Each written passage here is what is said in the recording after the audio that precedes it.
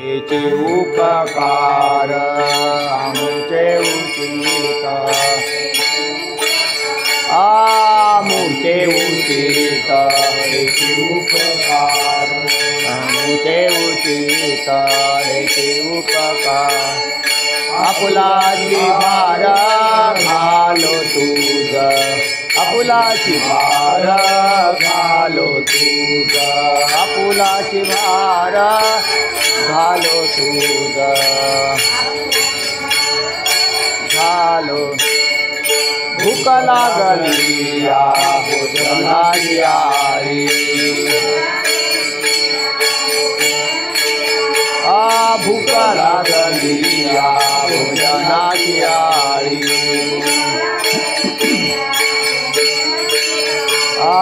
पांघरून काळी सीताची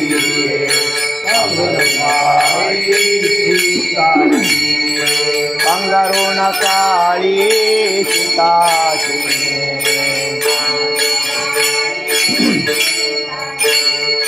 गेले काळी मनाची आवडी गेले काळी मोठी मनाची आवडी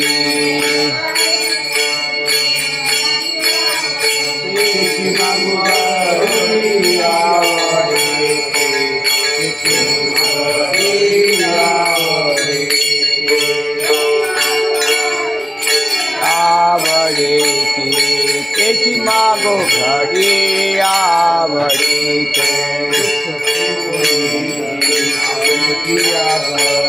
दुःख येऊ नये आमची आघरा दुःख येऊ नये आमची आघरा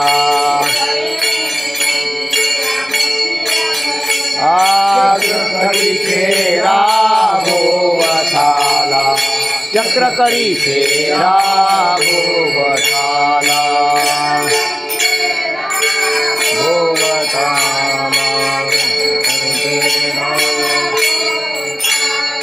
तुका म्हणे नाही मुक्ती सवे काढ मुक्ती सवे काढ तुका म्हणे नाही मुक्ती सवे काढ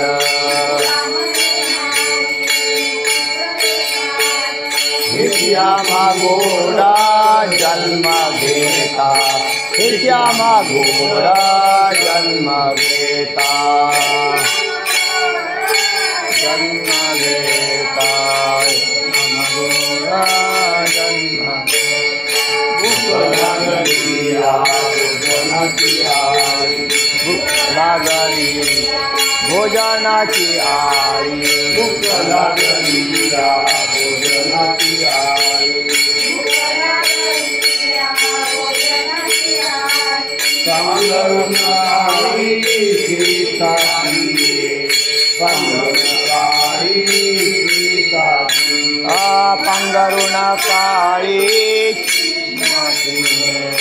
पांघरून काळी सीताची विठोबा रखुमा जय जय विठोबा रखुमा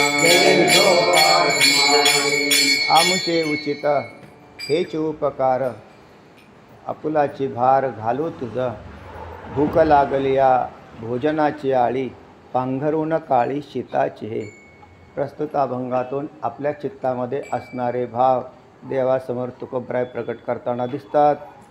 तर चित्तामध्ये जे भाव प्रकट झालेले आहेत आणि कोणते म्हणताल तर भक्तीतून भक्ती करत असताना तुकोबराय भक्तीचं साधारण जे हाताळताना दिसत आहेत त्याच्यात ज्या ज्या वेळेला ज्या ज्या प्रकारचे भगवतविषयक भाव प्रकट होतील तशी तशी त्यांची रचना अभंगामध्ये आलेली दिसते. या अभंगात तुकोबराय म्हणतात की हे देवा आम्ही तुझ्यावर खरे तर उपकार करतो कारण तुझ्यावर आम्ही भार घालून राहतो आणि हे आमचं कर्तव्यच आहे. आमुचे उचित जे आमचं उचित आहे म्हणजेच करणे योग्य असं कर्तव्य आणि कोणता असेल तर तुझ्यावर भार घालून राहतो आणि हाच उपकार कोणी तुझ्यावरती होत आहे. तर देवावरती हा उपकार कसा असं आपण कालपर्यंत काय चिंतन केलं होतं तेव्हा देवावर उपकार कसा झाला?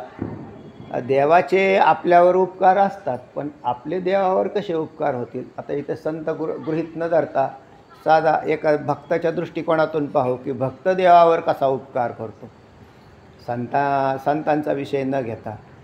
कारण देव हा खरा परोपकारी देव आहे. देवाने उपकार करावा जीवावर म्हणजे जीव कृतार्थ होईल. पण इथे भक्त देवावर कशा उपकार करताना तर तुकोबराय त्यांची बाजू. आता तुकोबरायच आहेत ते, आणि सगळ्यात उत्कृष्ट असे चांगले वकील कोण असतील तर तुकोबराय आहेत. म्हणून तर आपल्याला आपली बाजू सांभाळण्यासाठी परमार्थामध्ये आपल्या बाजूने बोलणारे कोणतं तरी पाहिजे ना, कोणीतरी. कारण आपला तर काय देवाबरोबर डायरेक्ट संवाद होत नाही. मग आपल्या बाजूने आपला पक्ष मांडणारे कोणतरी असले पाहिजेत. तर तुकोबराय दिसतात. ते म्हणतात खरं तर भक्तही उपकार करतात देवावर. नाहीतरी देवाचं एवढं मोठं जे प्रस्थ माजलेलं हे कोणी निर्माण केलेलं आहे? भक्तांनी केलेलं आहे, भक्तांनी. म्हणून त्या भक्तांच्या जीवावरती हा देव झालेला आहे. आणि मग याचा मोठेपणा कोणी वाढवला? खरा उपकार म्हणजे असा आहे. आता याला काय पैसे लागतात असं भाग नाही. लौकिकामध्ये माणसाला धनसंपदा त्याचं पोट भरलं की मग त्याच्यानंतर प्रतिष्ठेचं पोट पुढं येतं. आणि मग प्रतिष्ठा म्हणजे मान, तर याच्यात सन्मान या गोष्टी लागू होतात. पहिल्यांदा ज्या माणसापुढे अन्न वस्त्र आणि निवाऱ्याचे प्रश्न आहेत त्याच्यासमोर प्रतिष्ठेचा प्रश्न नसतो. आणि ज्या माणसासमोर त्या खायला काही नाही तर तो मनुष्य प्रतिष्ठेच्या छंदात नसतोच. तेवढे इकडे रे ते काम कर तेवढं, मग काय देताल? 200 रुपये दे. ते लगेच कामाला लागतं. त्याला त्याची काही प्रतिष्ठा नसते, काही नसते. जेव्हा पैसे असतात एखाद्या माणसाकडे, हो तेवढं काम करून घ्या, ते म्हटलं दुसरी 4 माणसं लावा, मी काय त्याला काम करू? म्हणजे त्याला ते काम कसं वाटतं? प्रतिष्ठेचं होतं. म्हणून आधी पहिली पैशाची भूक भागली, संपत्तीची भूक भागली की माणसाची दुसरी भूक चालू होते आणि ती प्रतिष्ठेची. मग प्रतिष्ठा पहिल्यांदा पैसे धन कमवतो आणि मिळवलेलं धन प्रतिष्ठेवर खर्च करतो. जसे माणसं आयुष्यभर शरीराचं भान न ठेवता अनेक व्याधी तयार करून घेतात शरीरामध्ये आणि पैशाच्या मागं लागतात, आणि नंतर मिळवलेला पैसा परत त्या व्याधीवर खर्च करतात. म्हणजे जेवढे रोग झालेले असतात ते म्हणून ते एवढे पैसे खर्च करावे लागतात. मग तुम्ही पैसे कशासाठी कमावले? शरीराला कष्ट देऊन, व्याधीने पीडित होऊन, ते शरीराला पिळून पैसा कमवला आणि आता शरीरावरच खर्च करायला लागलो. म्हणजे एकंदरीत काय झालं? तसे धनसंपदा मिळवलेली प्रतिष्ठेवर खर्च करतात. मग प्रतिष्ठेसाठी वाटेल ते. म्हणून प्रतिष्ठा या जगामध्ये सर्वात श्रेष्ठ आहे. देवाच्या बाबतीतसुद्धा प्रतिष्ठेचा विषय आहे. कारण जर प्रतिष्ठेचा विषय काढला तर सगळ्यात मोठी प्रतिष्ठा याचीच आहे.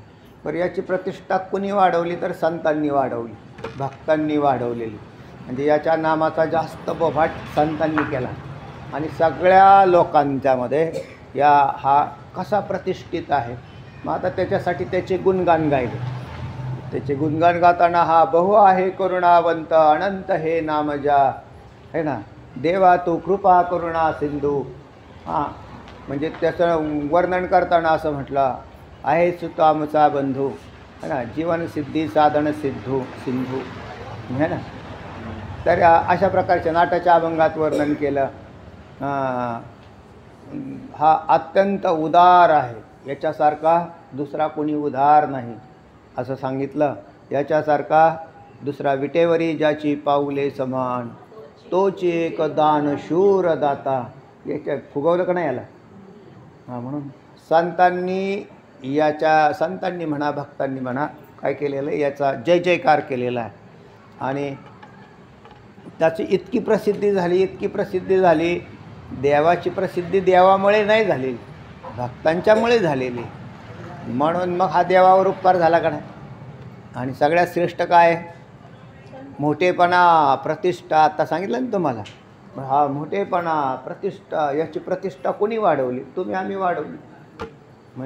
म्हणून तुकोबराय म्हणतात आमुचे उचित, आमचं काय कर्तव्य आहे की तुझ्यावर उपकार करणं.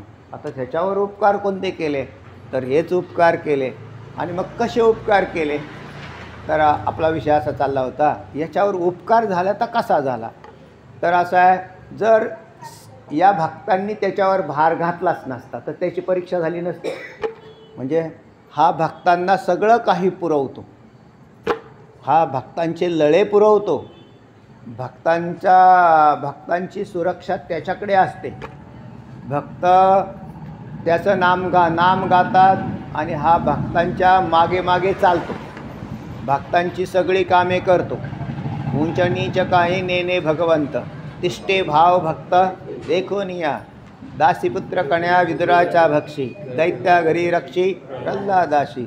चर्म रंगू लागे रोहिदासा संगे, कबीराचे मागे शेले विनी. सजन कसाया विकू लागे मांस, माळ्या सावत्यास खुरपू लागे. नरहरी सोनारा घडू फुंकू लागे, चोख्या मेळ्या संगे ढोरे ओढी. नामयाची जणी सवे वेची सेनी, धर्माघरी पाणी वाहे. म्हणजे आता हे काम करायला लागला, भक्तांनी बी भारच घातला त्याच्यावर. पाहू काय होतं आहे ते. म्हणून खरे भक्त ते आहेत की जे त्याच्यावर भार घालून राहतात. आणि मग आम्ही तुझ्यावर उपकार करतो, कारण आम्ही भार घातला की तू कामं करतो, आणि तू कामं केली की आम्ही तुझ्या कामाचा बोभाट करतो. आता या अभंगात काय केला बरं, आत्ता सांगितलेल्या बोभाटच झाला. सावतोबा महाराजांना खुरपू लागला म्हणजे ह्यांनी भार घातला, वाढू द्या गावात रानात, होऊ द्या तण. आणि मग म्हटले हे तुमची रानं काशी, आणि मग अशी नाही लाज कोणाला वाटेल. हे आपले विठ्ठल विठ्ठल विठ्ठल विठ्ठल करत बसले सावतोबा महाराज, आणि रानात गवत वाढलं, तर ही लाज कोणाची, देवाची. मग देवाने बिगी बिगी आपलं खुरपं घ्यावं आणि खुरपायला सुरुवात करावी. तुम्ही विठ्ठल विठ्ठल करा, आम्ही तुमची रानं खुरपतो.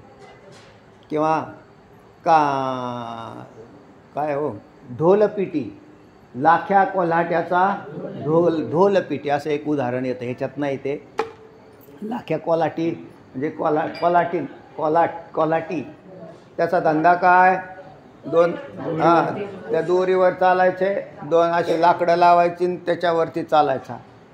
ढोल वाजवायला कोणीच नाही एक दिवशी, तर मग तो एक कोल्हाट्याचं रूप धारण करून तिथं आला.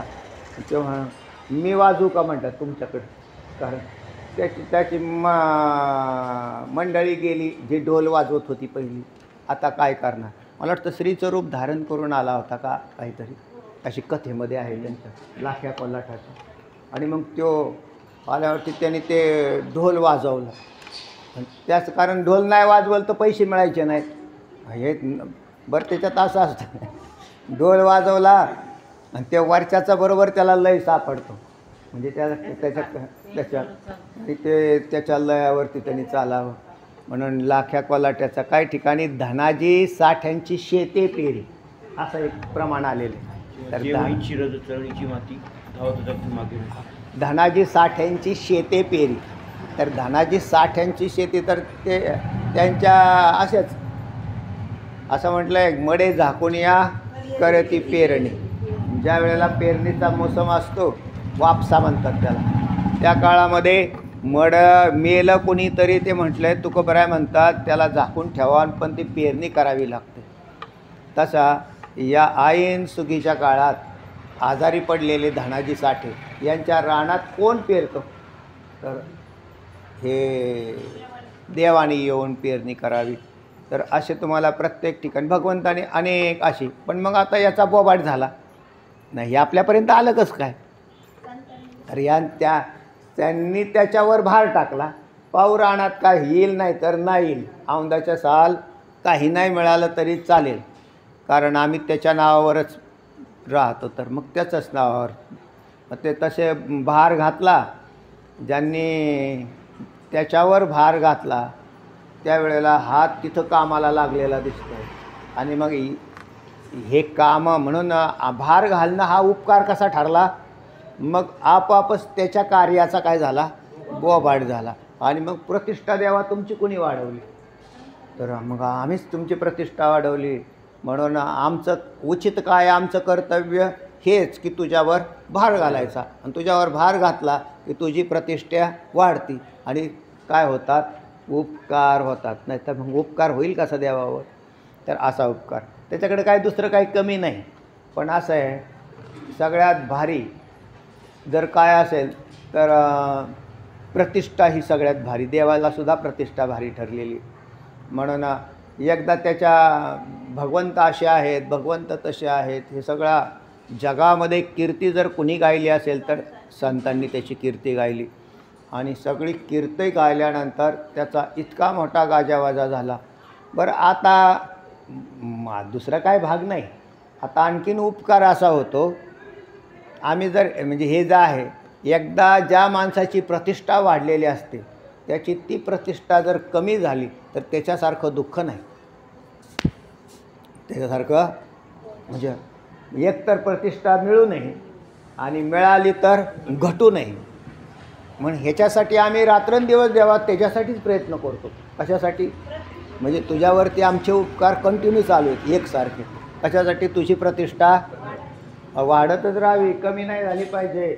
नाहीतर दुसरीकडून सगळे बोलणारे लोक आहेत की पहिला देव चांगला होता, कलियुगात आत्ता देव खराब झालेला आहे. कारण म्हटले आता काय तो कोणाची कामं करत नाही, पूर्वी करत होता. हां, माझ्या भक्ता आणि संसाराची चिंता, काय समर्थाची कांता कोरांना मागे. हां, तर तेव्हा इतके आमचे भक्त, तुझे देवा कामं करतात का नाही? मग भक्त काय कामं करतात? काही नाही, रामकृष्ण हरी रामकृष्ण हरी रामकृष्ण हरी म्हणत राहतात, बाकी दुसरं काही नाही. आणि मग खायचं प्यायचं ते सगळं पाहिजे, देव पाहिजे. म्हणजे खाण्यापिण्याची सगळे तुम्हाला मागेही सांगितलं, तो हसते पर हसते काम करत राहतो. आपल्याला वाटतं तो माणसाने आम्हाला कोणी जगवलं, बाकीचं आमकाम का एक माणूस आला आणि त्याने आम्हाला मदत केली, त्याने असं दिलं. त्याने नाही दिलं, त्याने त्याच्या हृदयामध्ये काय तयार केली, तो भाव निर्माण करून दिला की या माणसाला ही मदत कर. आणि म्हणून तो मनुष्य मदत करतो. तर तो दुसरा तिसरा चित्ताचा साक्षी तोच आहे. तोच भगवंत हृदयामधून त्याला प्रेरणा देत राहतो की माझा भक्त असा असा अडचणीत आलेला आहे, त्याला तू काय कर, मदत जाऊन कर. अशा तुम्हाला भक्तांच्या अनेक कथा ऐकायला मिळते. अनेक भक्त होऊन गेले आणि मग त्यांनी त्याच्यावरती भार घातला. ज्यांनी भार घातला, काय म्हटलं, योगक्षेम वहाम्यहम अनन्याश्चिंतयन्तो माम ते जना पर्युपासते तेषां नित्याभियुक्तानां योगक्षेमं वहाम्यहम. हा भक्तांचा योगक्षेम चालवतो, योगक्षेम वाहतो. जगन्नाथपुरीची कथा त्या दिवशी सांगितली होती तुम्हाला, परत नाही सांगितली होती ना, दीनबंधूंची. मग त्यांना प्रत्यक्ष भगवंतानी रात्री येऊन भोजन दिलं सुवर्णाच्या थालीमध्ये. आणि त्याच्या पत्नीला त्यांनी सांगितलं होतं माझा बंधू आहे तिथं. आता ते बंधू म्हणजे कशाचे बंधू? तर ते हा देव. पण तसा चित्तात भाव असल्याने भगवंत स्वतः प्रगट होऊन काय झाले, भोजनाची थाळी घेऊन आले ते सगळे भोगाची आणि त्यांना दिली रात्री.